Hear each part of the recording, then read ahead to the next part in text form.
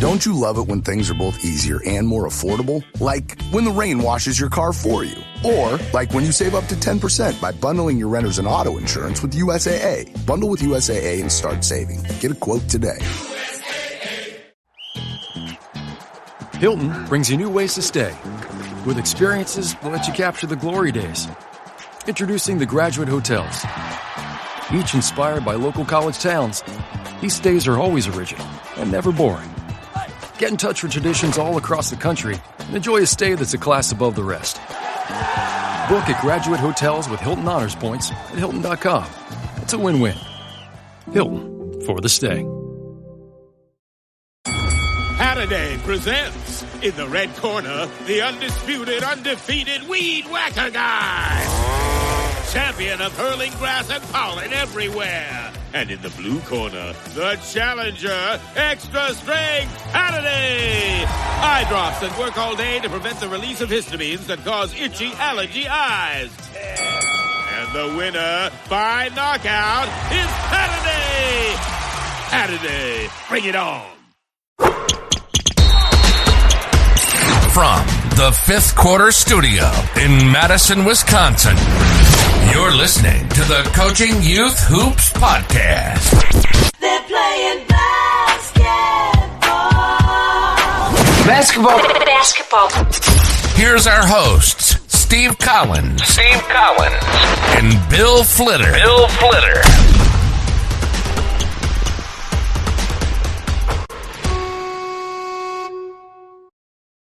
All right, welcome to Coaching Youth Hoops. Hello, Coach. How are you? Living the dream out here in California. It's sunny California today. Fall day. I'm gonna date when we're doing this, but I was out most of the weekend raking and mowing because the leaves are starting to fall. Yesterday was windy, so it was like, but I love the smell. I love the smell of fall. Apple cider, apple. If you've never had an apple cider like donut, oh my god, they're so good. Anyway, yes, that smell, and it's great. And you're not hot, and you're out doing lawn work. And I got to mow the lawn today. But I unplugged my hoses. You probably don't do that in California, huh? No. Mm-mm. Yeah. Plug the hoses, put them in the garage and stuff. Yeah, they don't freeze, right? Yeah, I do have non-freezing.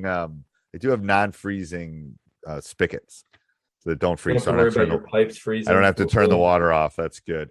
My goal, if all this at some point gets big enough, is I want a heated driveway.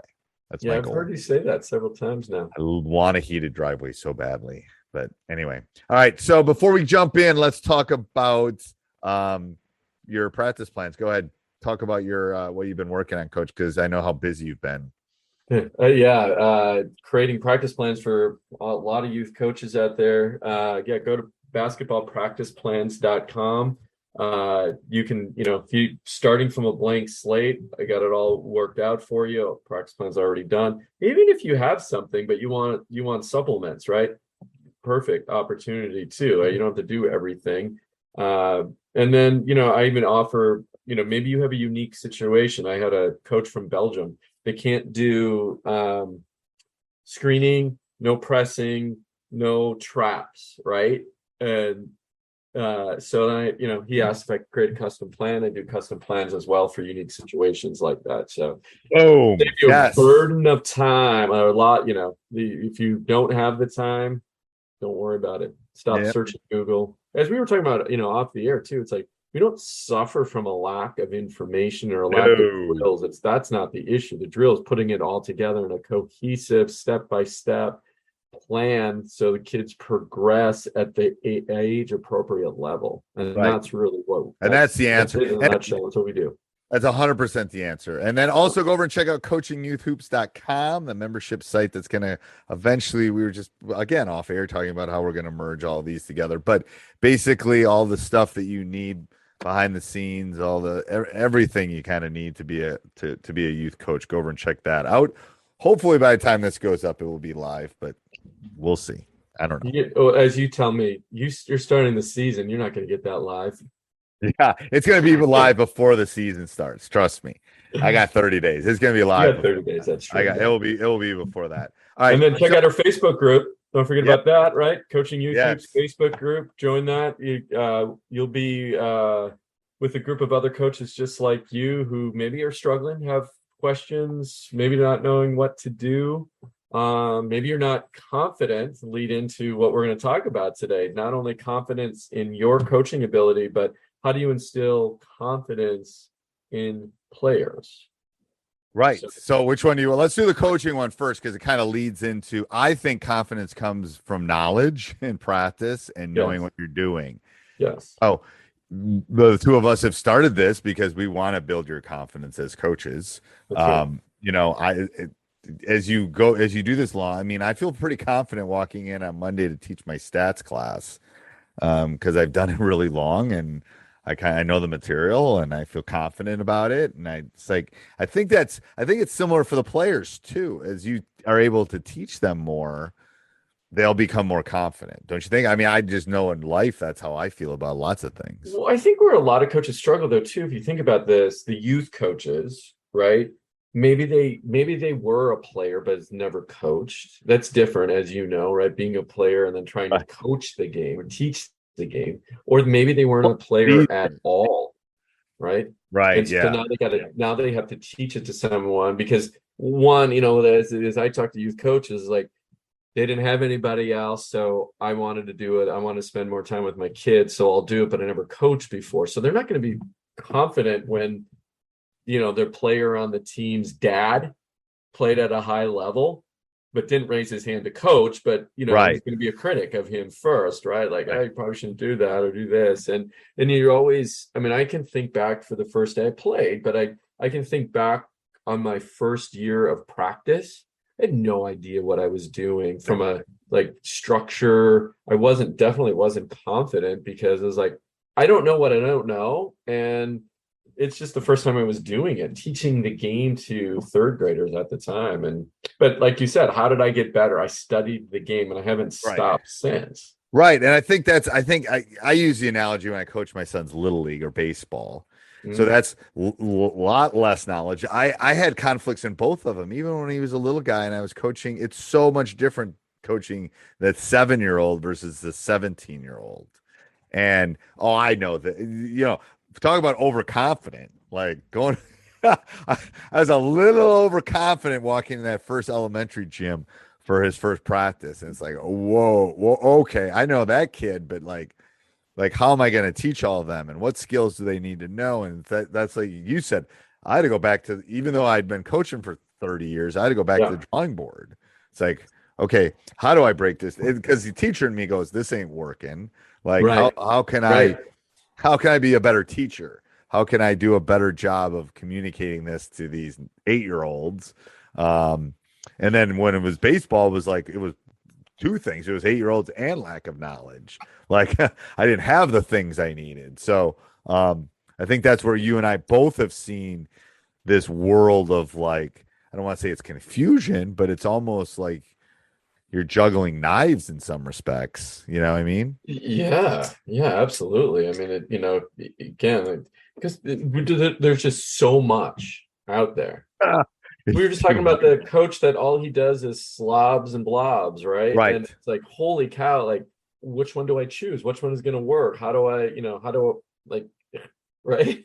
I always use the, I know we don't want to remember this, but I always use the April and May of 2020, right when COVID had hit, all these Zoom calls, all this information. There was a point when I walked into the kitchen, which is, 15 feet from my office. Yeah. And I go to my wife, I go, I can't do this. She goes, what do you mean? I said, I can't do basketball. This is too much, because there was so much information and it was all really good, but it was overload. I needed someone to grab my hand. And so what eventually I did was I'm only going to do things that have to do with offense and us running our offense. And then I dove into that for like 3 weeks. And then because it was, like you said, it was too much information.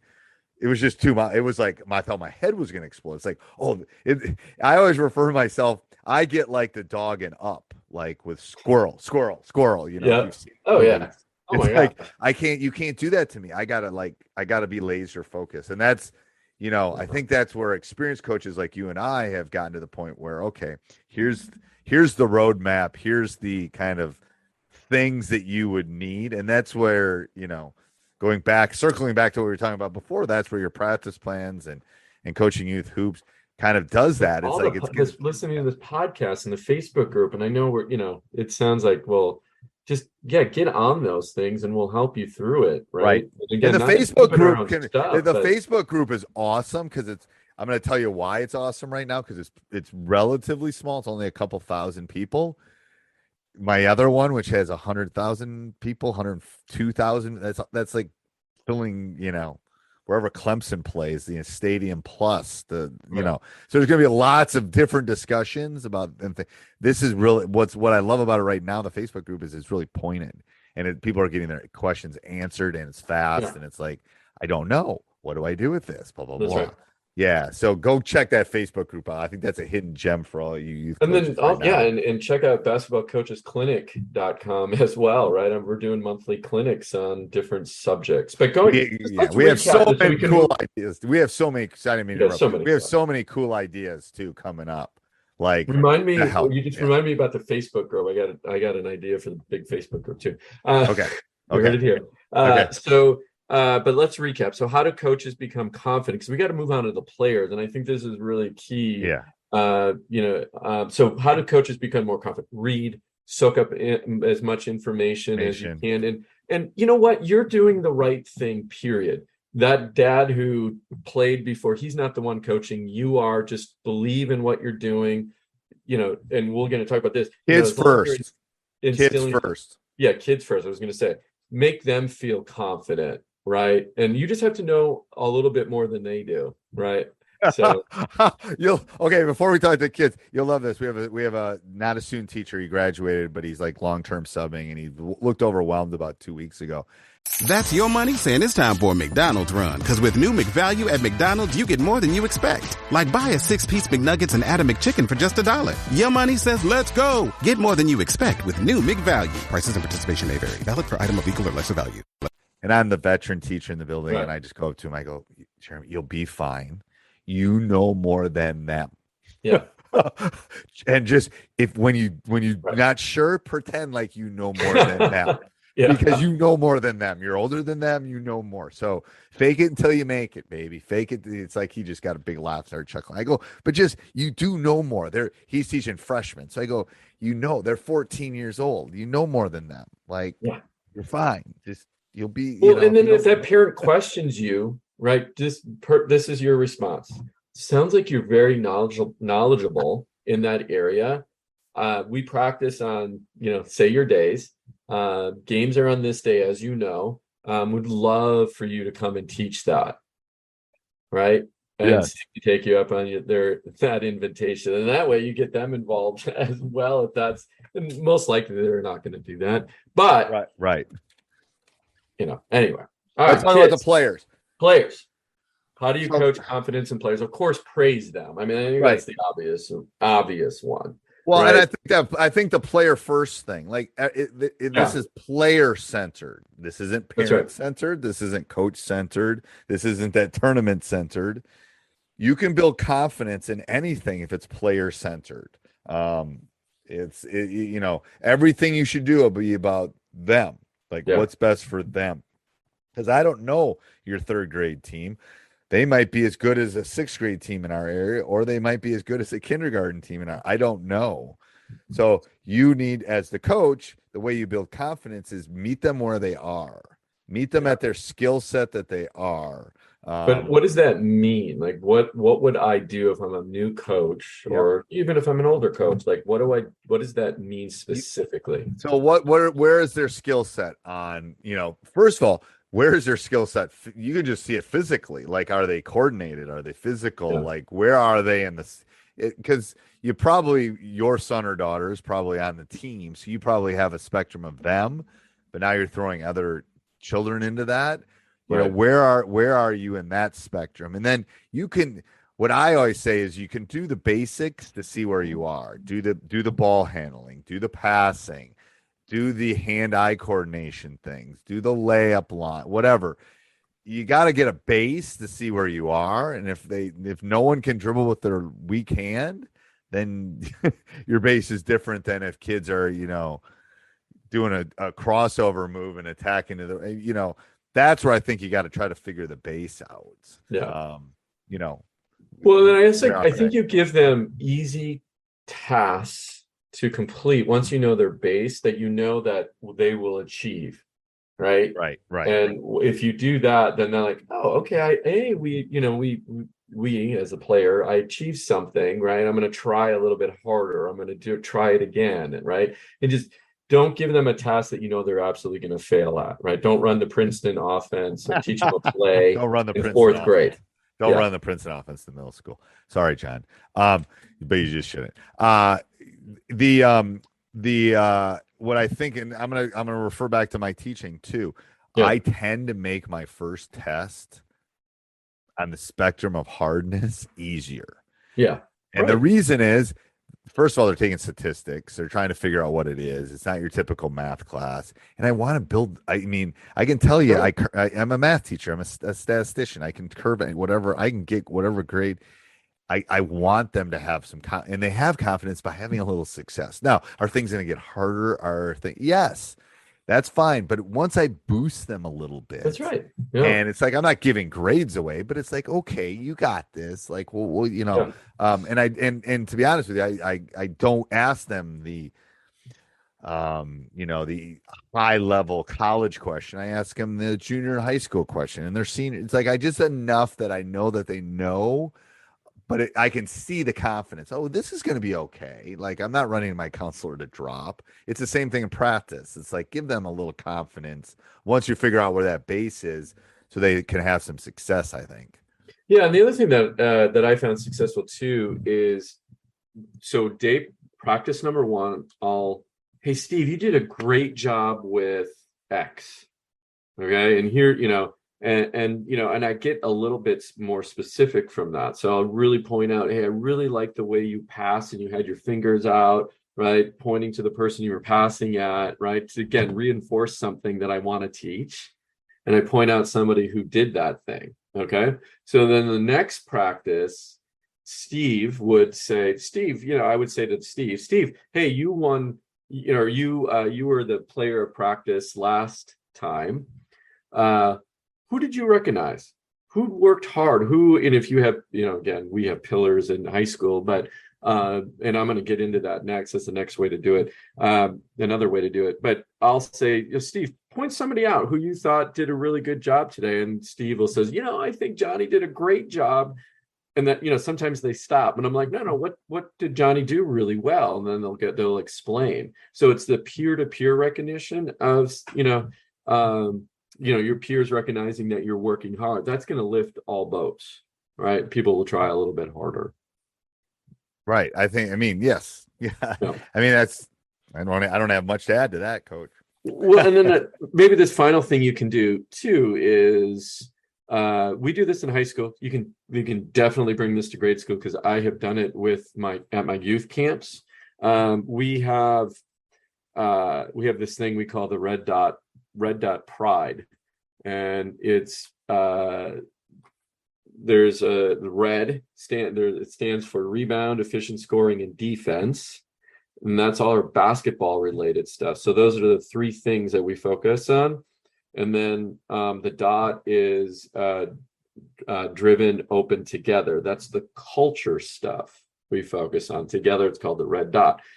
So what we do at the end of every practice, just the same example I gave before, but we actually give out red dots, little stickers, a red dot, and then there's a chart and with your name on it, and you put your red dot next to your name. And at the end, I'll do it weekly when we start practice weekly. They will get something. Might be a large size Gatorade or whatever whatever it is. But what that does again is if they see who the leaderboard is, right? People will try harder. Your peer, and again, it goes back to your peer. Your peer is recognizing and giving you a red dot. It's not me as the coach.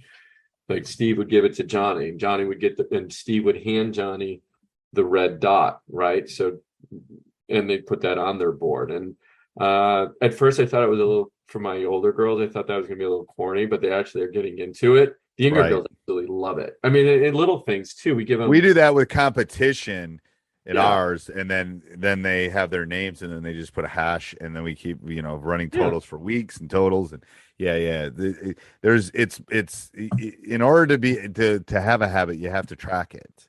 If you want to change it, you got to track it. So I love that. All right, anything else with this, Coach? No, Coach, I always say, my job is not to coach basketball. My job is to coach confidence. And I really, truly believe that. I think, basketball is tough, and it's a lot of skills going on that you have to master at one time.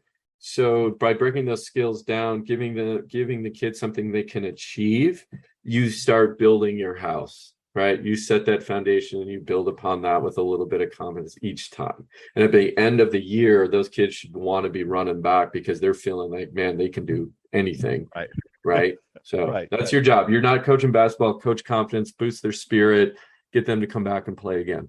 I love that. All right. Till next week, Coach. Till next week. Bye. Yeah.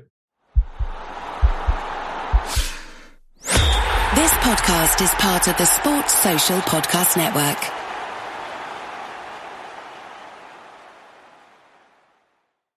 Here in America, work is in trouble. We've offshored our manufacturing, sent away good jobs, and lost so much ability to make things. American Giant is a company that's pushing back against this tide. They make high-quality clothing, sweatshirts, jeans, dresses, jackets, and so much more right here in the USA. Visit American-Giant.com and get 20% off your first order when you use code STAPLE20 at checkout. That's 20% off your first order at American-Giant.com, promo code STAPLE20.